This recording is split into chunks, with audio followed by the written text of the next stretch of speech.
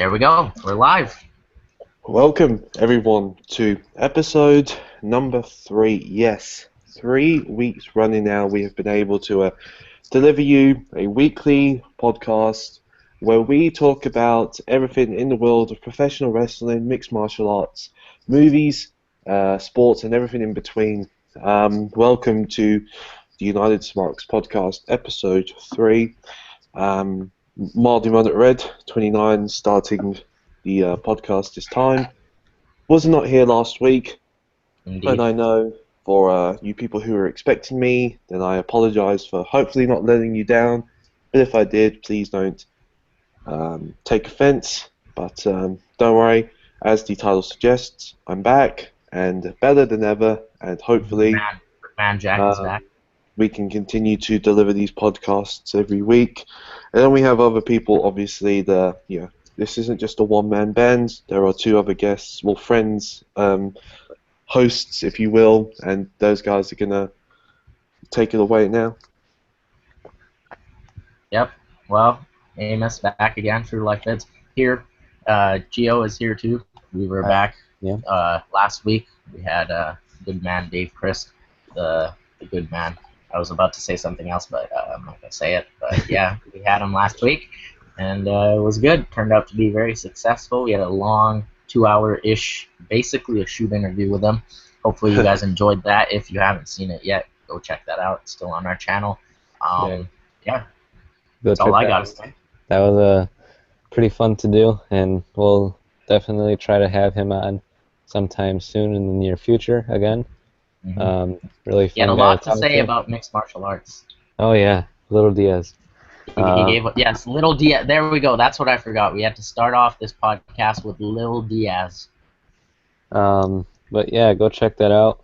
It was pretty fun. Had a nice little good conversation about movies towards the end, so that was fun. Yeah, let's get on the road with this one. Yeah. All right. So I want to start off by talking about SummerSlam, and it was one of the. I want to say going in, the card was stacked as anything. The card for it, top to bottom, was just looked amazing. Even the pre-show matches were worth checking it out, because usually the pre-show matches don't honestly mean anything, but with the matches like that 12-man tag, Zayn, Neville, and the Dudleys, and then you have Sheamus and Cesaro in the first match of the best of 7. It looked like a stacked pre-show, and going into it, I was happy. But coming out of the main event, I was left asking questions, and obviously those questions have been answered in the last few days. But what are you guys' thoughts on SummerSlam? Was it a pay-per-view that you could honestly 4 hours, once it finished, 4 hours later, were you happy you spent 4 hours watching this show? Yeah, go Gio. SummerSlam, it's always one of those pay-per-views where it's like kind of like WrestleMania, where if it's good, either way you're gonna wanna buy the DVD. But this year, compared to just the recent years, like last year had Brock and Taker, which was really good. This year, it just left me kind of like puzzled at the end. I went in thinking this was gonna be great, because the card it showed it was going to be great. And sure, there were those matches that were like, wow, that was really good. Like, for example, Balor and Rollins was really good. But then there were those other matches that didn't even happen, like Reigns and Rusev, where they had the match on Raw, and it was okay, and you were like kind of excited for what they were going to do on the pay-per-view, and then it just didn't happen. Like, I don't know, it was just some decisions that left me a little bit confused. Hold on, I'll be right back. Right. Talk about something, and I'll be right back. I'm going to talk about my thoughts on SummerSlam. I'll just continue talking about SummerSlam.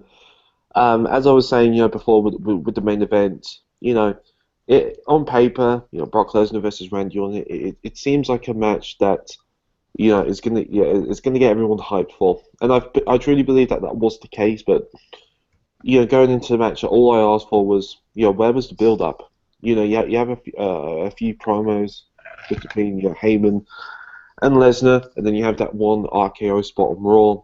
but that was like 3 weeks ago. You know, you have done zero build up. There's been, and then you did the F5 on SmackDown. But apart from that, where was the face off? You know, where was the promos between Orton and Heyman? I'm not being funny. Randy Orton is not great, but he's decent on promos, and I think him and Lesnar, and him and Heyman having promos together could be really good. But you know, and I just had a feeling. Well, not had a feeling, but I knew the match was going to be good, and it was going to be like your typical Lesnar match. You know, where it's suplexes, it's a clothesline, it's big stiff power moves, and an F5 and maybe the table spots, and that's pretty much what it was.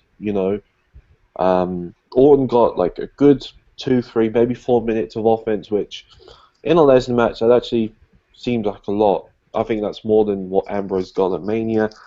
And then, the RKO on the table looked pretty cool, and then the DDT, and then the RKO in the ring, teasing the punch, which was pretty cool, because I honestly completely forgotten about that move. And then when Lesnar picked him up to the F5 and Orton kicked out, I realised that this match was going to end very, very soon. Lesnar took up the gloves, and he started striking at Orton. And then when I saw the elbows, because it took me a flashback to Extreme Rules when he fought Cena, when he cut him open with the elbow. And I saw him bleeding, and I have a reaction on my channel. If you want to know how I react to it, I felt honestly uncomfortable, because this guy was like, it was almost like a waterfall of blood. Like, he was gushing out blood, and he honestly looked like he was like knocked out unconscious, and then referees had to pull him aside, and the crowd really honestly did not know how to react. They were almost like silent or in shock, and I feel like that's really what sort of ended the pay-per-view on a sour note for me. Yeah, especially because if it was just blood, like a regular blood spot, or he cut him, or he bladed and it was small, it would have been okay. But it was just leaking out, and I think that's what really made people feel, like how you said, Jack, uncomfortable, because when you see a guy that's defenseless, even though you already know it was scripted, but at this point, especially in this match, you don't know if this was supposed to happen this way.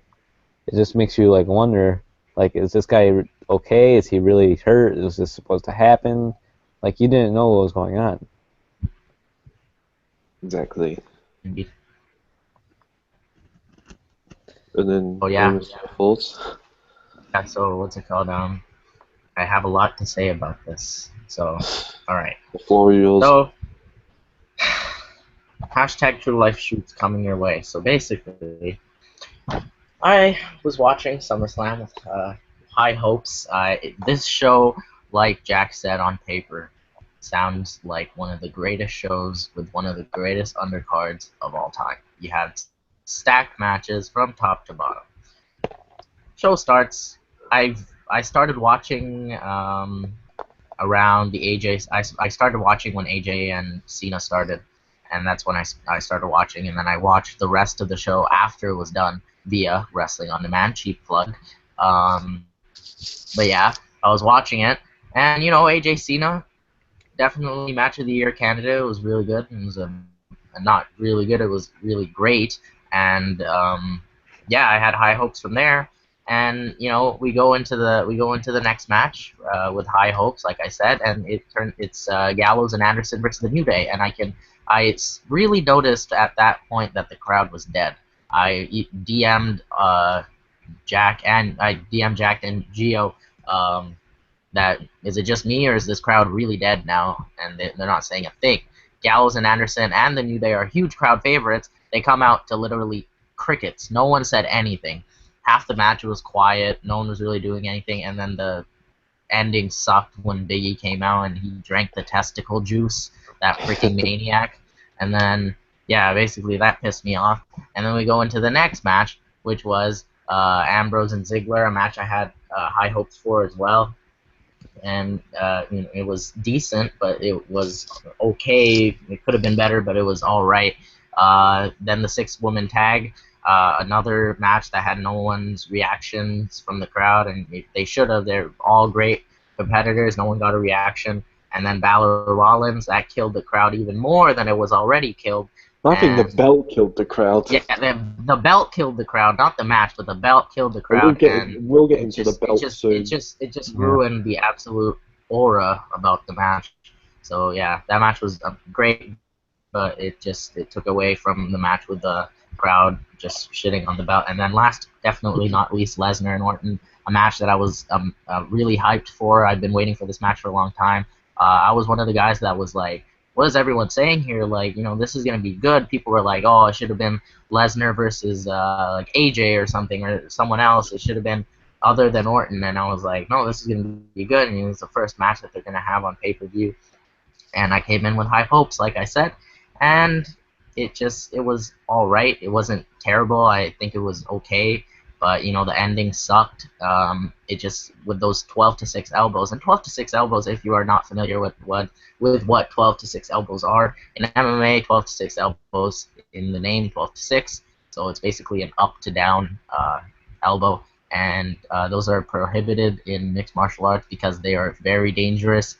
A video was shown of someone doing a 12 to 6 elbow to break, I think it was like 6 ice blocks, like ice cinder blocks. They were like huge ice cinder blocks, and someone did a 12 to 6 elbow and they broke all 6 at once, and that's how powerful they are. So they think they're really dangerous and they shouldn't be doing it because it has the power to break someone's skull and kill someone virtually. And that's what it kind of did. It didn't kill Orton, but it looked like he was in a horror movie with all that blood dripping out of his head like a faucet. And I don't know, man. I was pissed, and it just ended with that Lesnar Shane F5, which will probably lead to nowhere. They were just like, shit, this is not how we wanted the match to end. Shane, go out there and try and do something about it. And I don't know. A lot of people saying it's going to go down as one of the worst of all time. Some people saying it's going to go down as one of the best of all time. But to me, it was just okay. It was all right. Yeah, I tend to disagree when people say, it's one of the worst of all time. When you're talking when you're talking about the worst SummerSlam of all time, 95 sticks out. 95, yeah, 95. Yeah, Diesel and Mabel for the belt. Yeah. But when it comes to one of the best of all time, I honestly don't think. I feel like 2008 was probably one of the best. Oh yeah. Yeah, that was one of the best. But then, 2011 was okay. 2002 as well. Yeah, 2002. Like, basically what we're trying to say is there's been more good SummerSlams than better, but this SummerSlam it's in the middle. You've had 29 SummerSlams. This will be between maybe 10 and 20. Yeah. Between it was okay. Yeah. It was different. It was different to see a finish like that, like a TKO finish, I guess. This is probably what TNA is gonna try and be doing now with that Grand Championship. They're gonna try and have matches end in this sort of fashion: TKOs, decisions, knockouts, whatnot. I'm interested to see how that's gonna work. But yeah, I guess it's something different. But it just didn't end the way. I mean, they could have had that TKO finish plan, but it could have came out more nicer, I guess, in a better way, but it just didn't. It just came out in a weird way. Well, I was just because I obviously, as you people who are watching this right now, maybe for me with the altercation between Jericho and Lesnar after the match, yes. Very angry. Basically, what happened, right, is Jericho was watching the match and he didn't really feel like Lesnar was I guess like taking care of Orton and just all like being like safe with him. So Jericho went up to I think it was Michael Hayes, who's one of the agents, and he sort of wanted to know what the finish was.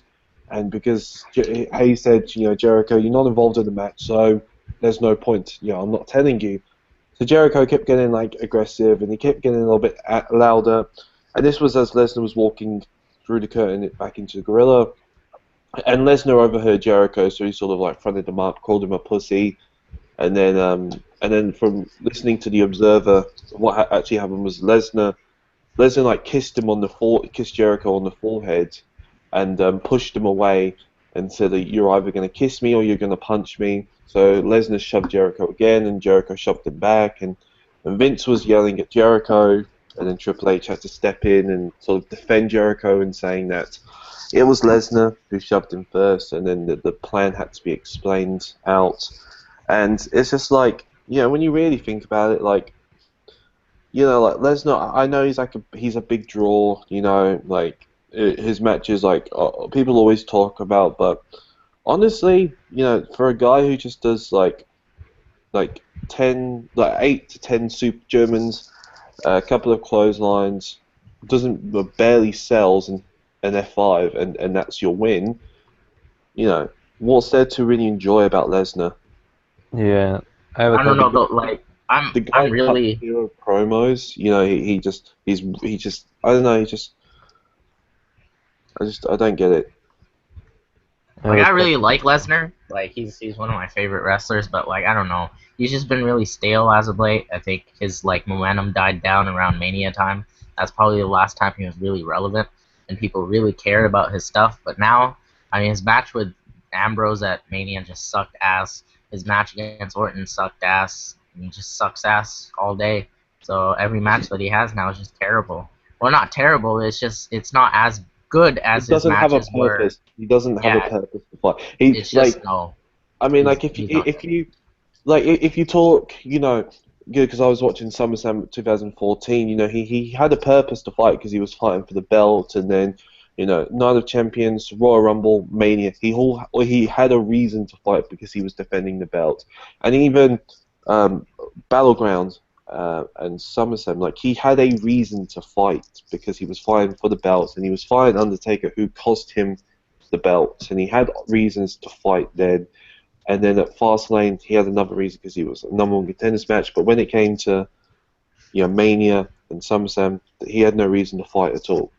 There was no build for it, so there wasn't a reason for him to fight at all.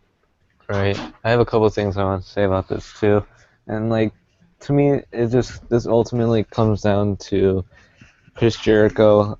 I feel like because of this, he is, and his wrestling wise, he's one of the best of all time, one of the greatest of all time. Like, for him to go up to Brock Lesnar, who was really successful in UFC, and like actually have an altercation with him, trying to defend Randy Orton.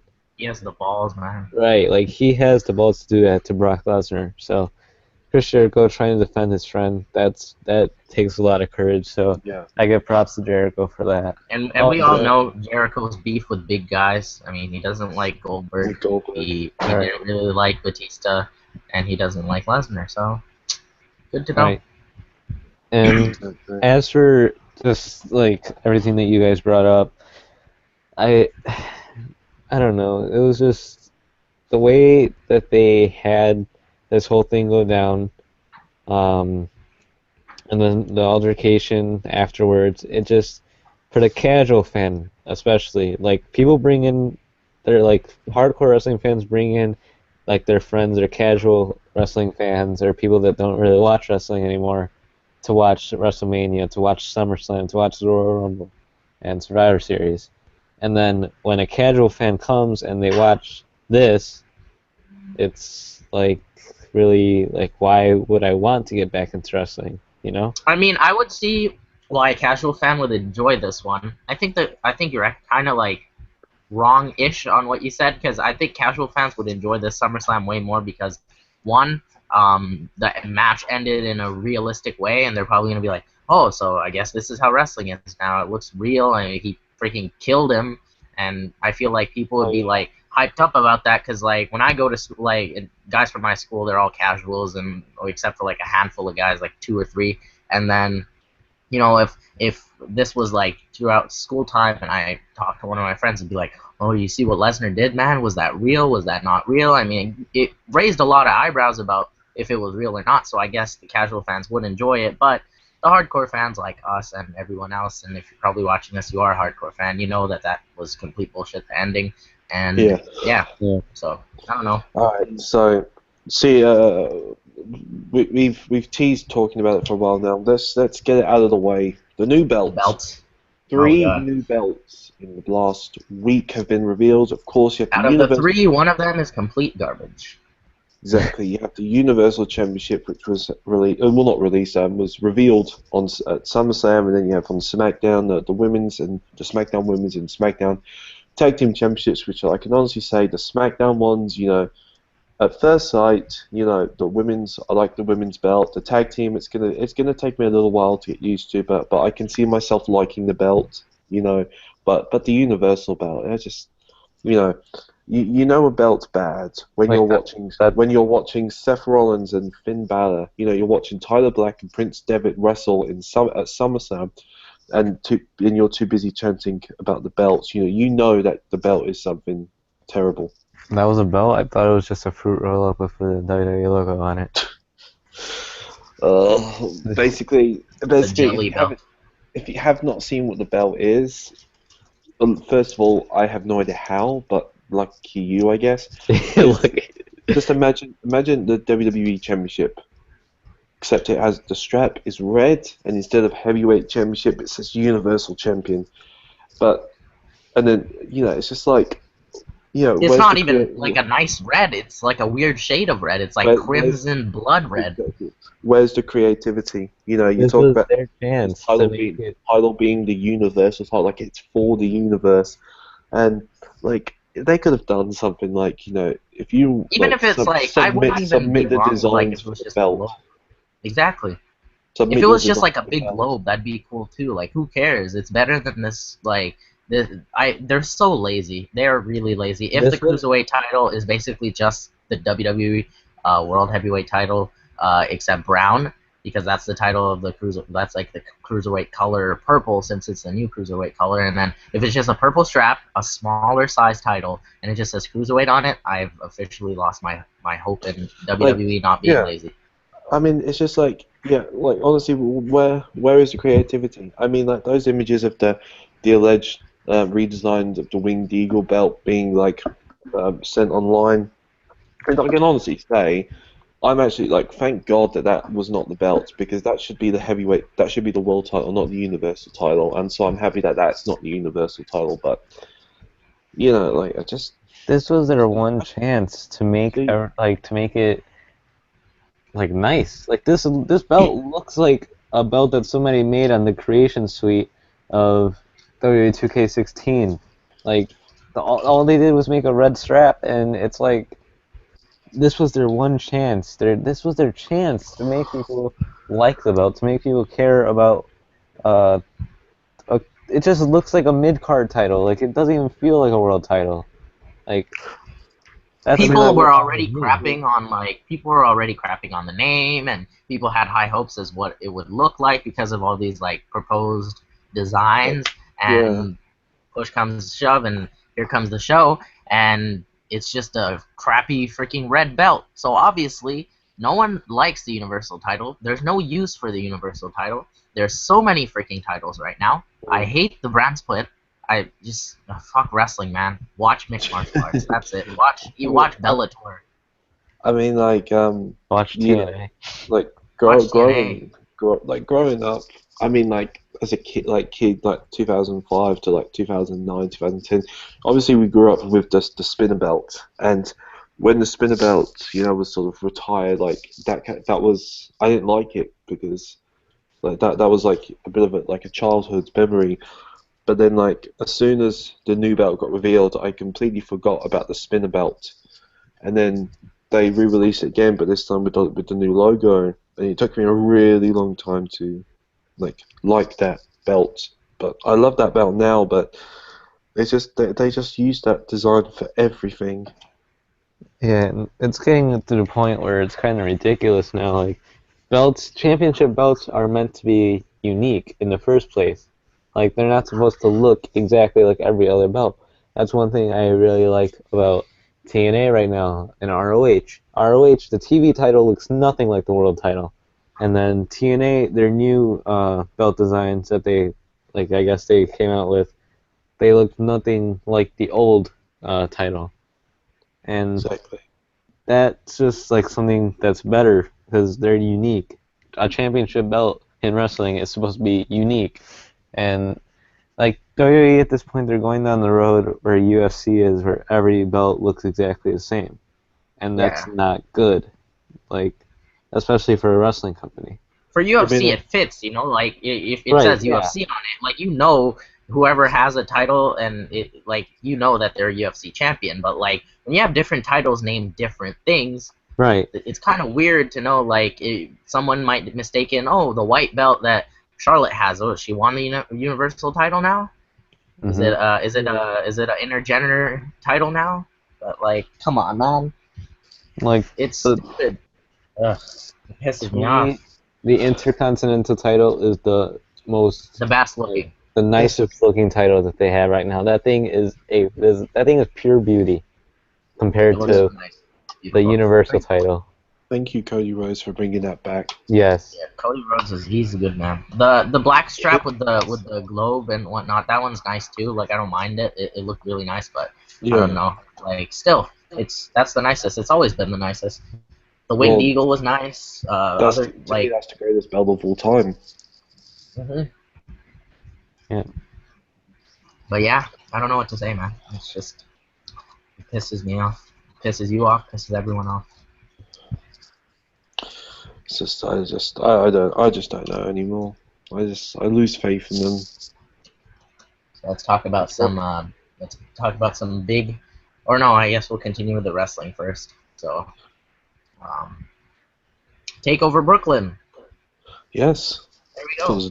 It was a very good. Very good show. I thought last year's was still, I think, a little bit better, but I think this year was probably maybe top 3 NXT takeovers of all time. I don't think we could really say that this one was better than last year or last year was better than this year. It was equal. Yeah. They had an equal amount of good matches. The women's match last year was great.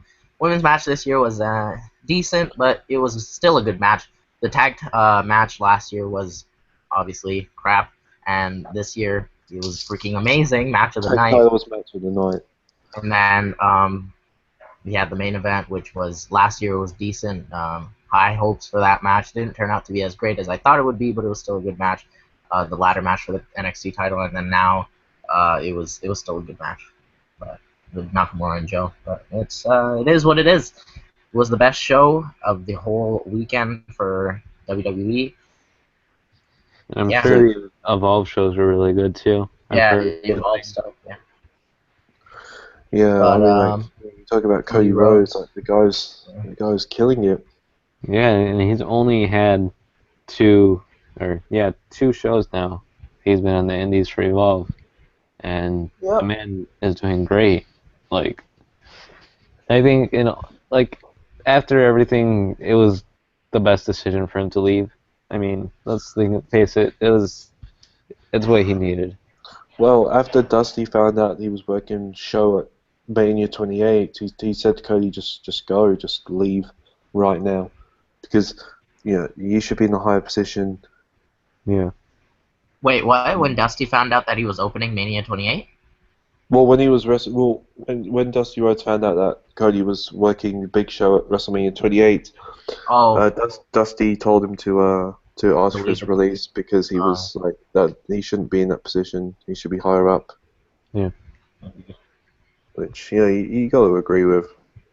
And I feel sad too. Like it bothers me too because I know he's gonna come back like really soon to WWE. It's a no-brainer. He's coming back. WWE's gonna see how much of a great guy he is on the Indies. They're gonna bring him back for a huge amount of money, and it's just gonna be the same thing with Del Rio. They're gonna bring him back, have hype on him for a couple months, and he's just gonna die down and go back to being the same role that he was before. I really hope not at Stardust, but I hope that that's not what happens because he deserves to be in like the main event scene up there. Speaking of going back to WWE, WWE just announced that Eric Young has signed with NXT. Oh yeah, I heard about that. Yeah. So that's pretty cool. They're just waiting on. Speaking of Eric Young to debut. Speaking of Eric Young, the Sanity promo that was from this past I feel like Brooklyn that is rumors. 3 rumors are going around, or 4, I guess. But out of the 4, I think 2 make sense the most. four rumors going around about that Sanity promo. It's either for Eric Young, which I can see because he's having this whole psychotic, like sociopath gimmick, and then Tommy End. Tommy End, which is perfect. He fits perfectly for that role. No other explanation needed. I heard Roddy was Crazy Mary Dobson. Oh yeah. That's another perfect. Yeah, I heard. I rumor. think Lance Storm was saying about that. Yeah, and then last is Roderick Strong, who is rumored to go to NXT, but it's high hopes right now that he'll be on the Cruiserweight division on Raw because of his age. They don't really want him to be on NXT anymore. There's really nothing for him to do there. But yeah, I'd love to see him go straight to the main roster. Especially with the roster that they have, like they have Nakamura, they have Rude now. They don't really need him. I feel like he's gonna get lost in the shuffle since there's only one big belt in NXT. Like there's no NXT television title, NXT something other title, but it's especially look at what's happened to Andre Cien Almas. Almas, yeah. He's been lost in the shuffle, and now he's just getting booed out of the building because people just don't like him now. And one thing they could do, is with Roddy, is if they do bring him into NXT, just team him up with Aries. Yeah. Generation X. So they could. That would be good. They could do that. Yeah, like I was saying, Roddy, he should go to Raw. If they do put him in NXT, they could do that with Aries. That would be really good, because their stuff in ROH together was really fun, and yeah, I would like to see that. But Almas, he is just like, it's sad. He's a great guy because he's a great wrestler, and like people just can't get behind him, and he's one of the I guess founding fathers of Los Ingobernables in New Japan. So yeah, and he's a former IWGP Intercontinental Champion, and the guy that he beat was Nakamura. So exactly. Why would you not like the guy? He's a great guy. I like him. He's really good. La Sombra, and yeah, he was really good as La Sombra. Now he's Andrade Almas or whatever. So yeah, he needs a push. He needs a push. The sad thing about him was he was in a bad position in Brooklyn. You know, him going up against Rude. Right. Like that just messed him up too. The fact that they put him against Rude. Oh my god! I was surprised it wasn't Ty Dillinger, and the guy that is always jobbing to the new guys. He jobbed to Aries, jobbed to Oni Lorcan, he jobs to Apollo Crews, he jobs to everyone, and he's an amazing worker. He's been a wrestler for like 15 years, and the guy needs his freaking shot, man. Yeah, he deserves it too. Like to be up there in the main roster, and that's why give him an NXT title. Just put him in the main roster, He's perfect, and I was surprised he wasn't a part of the draft. Like, they could have drafted him to SmackDown. He'd be perfect. Exactly. Perfect. See what I did there? Perfect 10. And yeah, what's it called? But I don't know. It's just stupid. I think NXT should make another belt just to help out those guys that have a great following behind them, but they're like gatekeepers almost. Like they're guys that are amazing workers that just can't get behind with the fans, and they just don't have the popularity of the top guys. They're gatekeepers. That's all they are. But it sucks. Let me play devil's advocate here about the belts, if we could bring it back. How come people don't hate the NXT title when it's literally just, it says NXT? Oh yeah. I think it's probably because it's been established. Like it's been a title that like we've had for like 3-4 years now, and if you look at the guys who have held it, I think that's what's made it like. You got the likes of Bo Dallas in there. Yeah, and then you have like Rollins and Owens and Balor. Yeah. Big E. I forgot that Big E won the belt. A lot of other people did. Yeah. Well, I guess we can move on from NXT. Yeah. UFC 202. Yeah, UFC. Yeah. Had a big show. About that. McGregor Diaz too. What are you guys talking? I'm just gonna. Well, all I can say for McGregor Diaz right now is I'm gonna agree with I don't know who said. I think it was on the Observer. I think it was Filthy Tom Lawler. He said, you can't disagree with that being a very strong contender for Fight of the Year. Oh yes. Yeah, one of the best fights of all time for sure. Yeah, it's one of the best fights of all time. Definitely not in the top 10. Definitely not in the top 20. Probably in the 30s. It's in the Yeah, 30s. it's still up there. It's still up there in the top 50. One of the greatest fights of all time in mixed martial arts, but it's definitely not like in the top 10, like I Oh said. yeah. But it was a great fight. The decision, I have no debates about the decision. Whoever wants to argue about it, to me, I felt it was proper. 47-47 draw for one judge. Perfect. I thought it was a draw. It should have been a draw, to be honest. But it's okay. And then it was 48-47 Diaz, McGregor twice, and that makes a lot of sense because Diaz started picking up fire towards the later rounds, which wasn't really good. To me, he won the last round, the fifth one.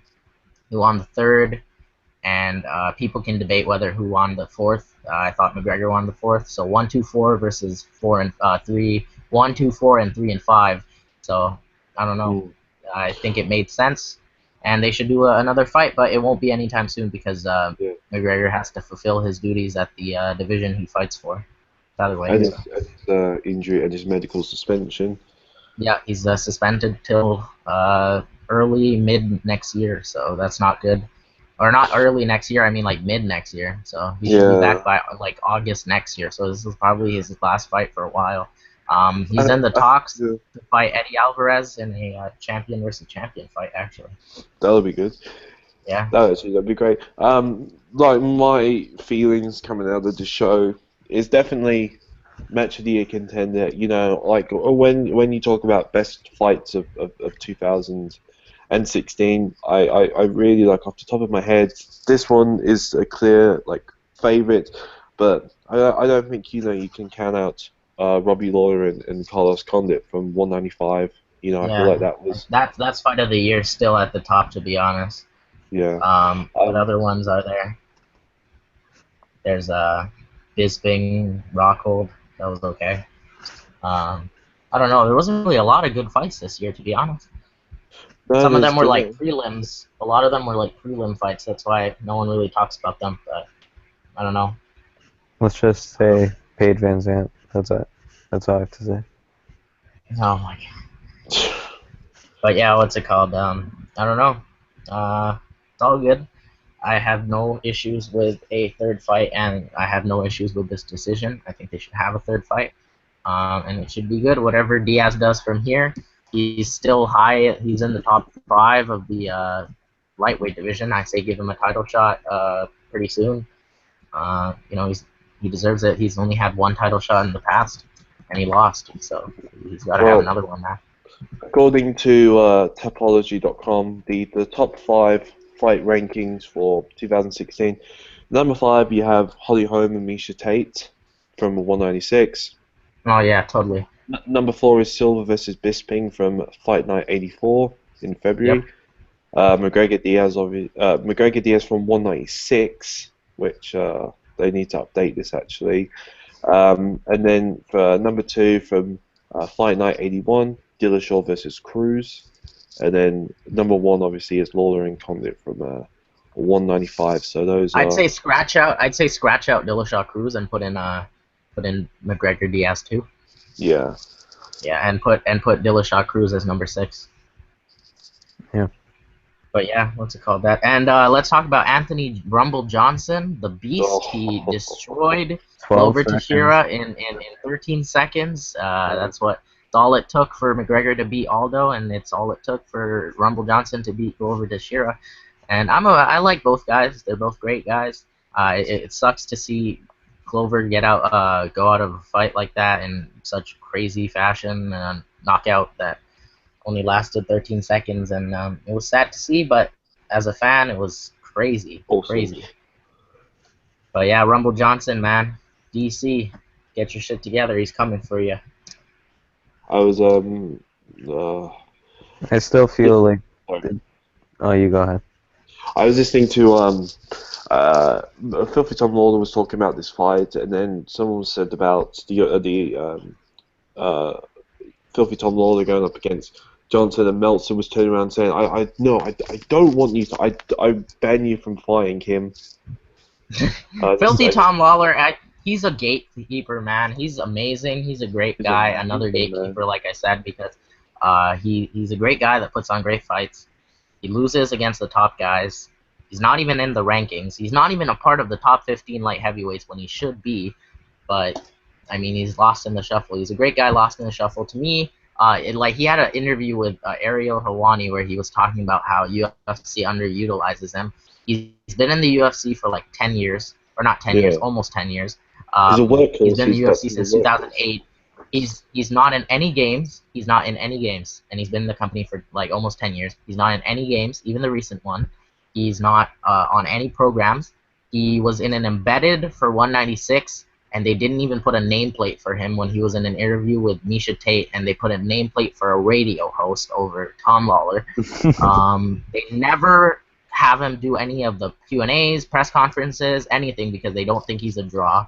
And he's like one of the funniest guys out there. He's one of my favorite Twitter accounts besides Austin, and you can put in Kevin Owens in there and etc. But I don't know. He's lost in the shuffle. He should go to Bellator. I think they'd use him really well there. Yeah.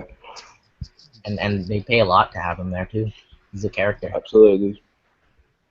So sticking with UFC, but not really UFC. Have you guys been checking out the evolution of Punk?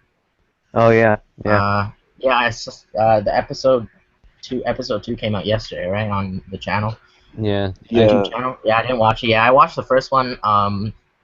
I thought it was okay. I said, I don't think he's. I'm one of those guys that are just waiting for him to fail. I just don't want to see him succeed. I know it sounds bad on my part, and I sound like a douchebag, but I don't like him. I don't like him. I just don't want to see him succeed. I feel like episode 2 was way better than episode 1. It was a lot more fun. Like, you got more into his life with AJ, like them two. It was like more, I guess I would say more comedy. Plus, you got to see more of him actually like fighting and training. I think it was really fun. A really good episode, better than episode 1. Plus, it didn't help that the episode 1 had him. They showed him in his sparring session losing. Like, oh yeah, no, he lost. He lost in episode 2. Yeah, he lost. On the second. On the second episode, he had 2 sparring sessions against the same. His second sparring session was against the guy in the first episode, and then his third session was against some other local guy. And I find it funny. I find it funny that the guy teaching him wrestling is Anthony Pettis, and Anthony Pettis is not a wrestler. He is a stand-up guy. And why would you? Why? It's like getting. Here's like a good example. It's like getting Holly Holm to teach me wrestling. Holly Holm is not a good wrestler. She is 100% amazing kickboxer and boxer, stand-up and whatnot. But if I got her to teach me wrestling, I'd probably lose my fight in 10 seconds against Randy Couture if I was going to fight someone. But it's stupid. Why would he get a guy that's skill is not wrestling? I don't understand. Like back to the Punk thing. I'm really like happy that they're making like a documentary or something like this, because it's just something like new. It's something interesting just to see like what this guy's going through, like since signing with them and going through all these training, sessions, and basically it's almost like a year in the life of Punk. I give him credit though for trying. Yeah, you've got to, and that's what you got to respect the guy for trying. That's what his coaches were saying. No matter what happens, like people always see you have heart for this. You left a dangerous sport like wrestling to go to another dangerous sport like this, and having no prior experience, and you have to. Yeah, and this is what I'm gonna say too, is like if he ends up losing to Mickey Gall, let's say he loses by submission, that is not good. If he loses by knockout, that is terrible. If he loses by decision, that's respectable. You can accept the fact that he lost by decision. I feel like if he loses by decision, he's gonna get a standing ovation because of his performance, because he tried his best. You can't blame the guy. But to me, I feel like if he loses this fight, the UFC is just gonna release him, I think they're just not gonna put up with like a guy that has no experience in paying him. I think it's gonna be like the same story with James Toney, where he's a boxer and he was talking shit about he talked a lot of shit about UFC and MMA. He called Randy Couture a princess, and he basically called out the UFC to come sign him, and he was paid $500,000 guaranteed for his fight against Randy Couture, and he lost. Immediately, he got schooled crazy because he's just a boxer, has no wrestling experience and whatnot. So, yeah, I just don't think they're going to be willing to pay a huge amount of a purse to a guy that has no experience. So, if he loses, it's not good news for him. Yeah. I agree. Do you guys agree? I see it, yeah, I agree. And the way I see it, though, is this, what they're showing now in the show, this was a year ago. And he was looking okay, like in the fights. Like he was doing good. Sure, he lost, but he wasn't looking terrible. That was a year ago. If he kept on training like as consistently as he did, or as they're saying that he did for like every day of the week, 2 times a day, then he can't be that bad as of like right now. Even though he did get injured, when he got back from injury, I'm pretty sure he went straight to training. He wasn't looking like terrible when he was training. So Yeah, and imagine if that was a year ago. Like, exactly. So. And if he wins this fight too, it's like, where do you go from here? Is like, are you still gonna get him unknown guys to face? Are you gonna start getting him opponents in the top 15? Yeah, like, does he go like into contendership after? Yeah, like if like, because here's the big question: is if he wins against Mickey Gall, who is an unknown, he's only had like 2 fights, and if he wins, if Mickey Gall beats him, Mickey Gall is still in obscurity because no one gives a crap about him. Well, he's going to be known as that guy. His highlight of his career is going to be that guy that beat CM Punk, and he's already in the UFC anyway, so he's going to start building up. And then if Punk wins, Gall is out, and they have no use for him anymore, I guess. And then I don't know what Punk's going to do from there, because if they're still going to continue to build him up as fighting guys that are unknowns, or just put him straight against like who's a guy like maybe Matt Brown or someone in the top 15 that's like a skilled fighter to put him to the test and see what he can do. Okay, here's a question for you guys. How long do you think, alright, let's say he wins this fight and then a couple months later they give him another fight. He wins both of those fights. How long after that do you think would they wait until they give him a title shot? I think he'd have to. Well, Lesnar got his title shot in his 3rd fight with the UFC. Yeah. So I how think. Long do you think? So this is the thing with UFC title shots. You're listening to the guy that has developed a lot of knowledge throughout my couple months of hardcore fanship. But basically, this is how title shots work in the UFC. Let's say you're ranked number. One of my friends asked me this too, so I explained the story to him. So basically, let's say you're ranked number 20 in the rankings right now. You beat a guy that's ranked number 12 by decision. You're not really going to move spots because it all depends on the way you won your fight. If you won by in impressive fashion, and you're still like you're lower ranked, like you're still not in the top 10, but you won in impressive fashion, you keep winning in impressive fashion, like you're going to be put in the rankings. Over guys that are in the rankings right now that really haven't been winning consistently with like big wins. So that's how it works. It all depends on how he's going to win. If he wins all his fights by knockout or submission, I see him getting a title shot by his 5th fight. Yeah, like let's say he gives Mickey Gall like a roundhouse kick in the 1st round and knocks him out, then he would automatically be put up like more. Yeah, if he wins, well, Mickey Gall isn't even in the rankings, so if he wins, I feel like he'll enter the rankings, maybe like number 17, number 18, something like that, and then his next fight will probably be against a guy that's already in the rankings, and then if he beats that guy in impressive fashion, then he takes his spot in the rankings. So if the guy that he beat was number 11, then he takes that number 11 spot, and that guy that's number 11 drops down like 1 or 2, and then he just keeps moving up from there. But you don't need to be the number 1 contender to get a title shot. You can be number 7. Like look at Holly Holm. she was number 7 in the rankings when she faced Ronda Rousey. So, and Yeah. there are other guys too. Like look at Dan Henderson. Henderson is ranked 11 in the middleweight rankings, and he's getting a title shot. So Right. it all depends. Whatever the UFC thinks is a bigger like buy, like because obviously CM Punk versus whoever's going to be the champion by then, probably Stephen Thompson. But yeah, whoever the champion is by then, I think it's going to be a huge money day, money hashtag 60 G's baby. Oh yeah, It's gonna be UFC big. getting paid a lot. Yeah, they're gonna get a huge buy rate for that, and they're gonna do big sales. So yeah. So I guess we've done this for we've been on for like what, an hour now, and Jack has to leave. So I think we talked about everything we needed to. So we're gonna close. Yep, that's another one in the books. All right. So yeah, we're back. The trio, the band is back together. Me, Jack, and Gio.